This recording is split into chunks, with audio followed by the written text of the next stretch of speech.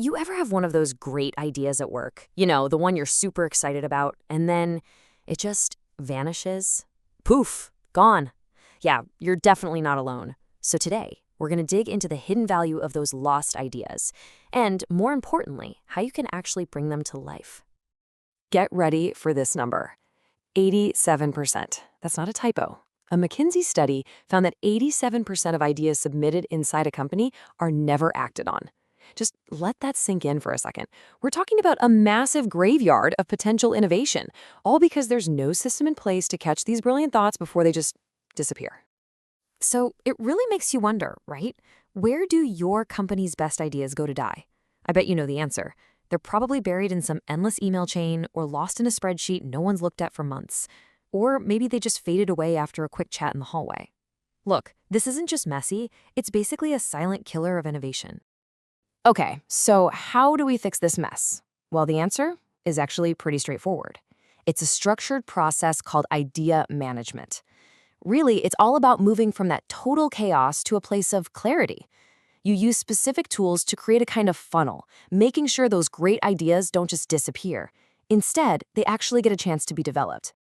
And you know what? The journey for an idea, when it's all laid out, is surprisingly simple. It really boils down to 3 steps. First, you capture everything. I mean everything. Put it all in one central spot. No idea is too small or too weird. Then you evaluate. You look at those ideas and see how they stack up against what your business is actually trying to do.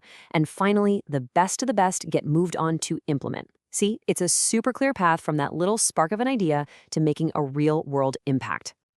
And the benefits here? Oh, they go way beyond just being tidy and organized. When you bring all the ideas into one place, you're not just building a database. No, you're boosting employee engagement because people finally feel like they're being heard. You can actually prioritize the stuff that's going to have a big impact, track the ROI, and, this is the big one, you start to build a culture where innovation is literally everyone's job. So let's look at what these systems actually look like in the real world. For, say, a huge global company, you'd probably see something like AEVO Innovate.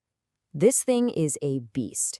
It's built to handle a massive scale, and it even uses AI to sift through thousands and thousands of suggestions to find those hidden gems. And this quote from a senior VP at BIC really nails it. He said, "A culture where everybody participates with ideas is impossible without a strong system to manage them all." I mean, think about it. When you're dealing with a flood of ideas, a powerful tool isn't just a nice to have, it's absolutely essential. But hey, it's not all about these giant, complex enterprise systems. For a mid-sized company that's all about teamwork, you've got platforms like CrowdCity. It takes a totally different approach. It's designed to be more lightweight, more social, almost like a social network for ideas, encouraging people to collaborate and build on what others are thinking. And this whole concept, it goes even further than the corporate world. You've got tools like IdeaScale, which are super popular with governments and nonprofits. Their whole focus is on what's called open innovation, basically giving the public a direct line to share their feedback and actually contribute to community projects. Pretty cool, right? So at the end of the day, it all boils down to one simple question. Is innovation at your organization just random, left up to chance?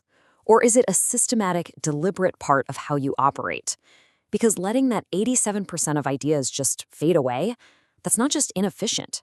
That's the difference between standing still and actually getting to shape the future.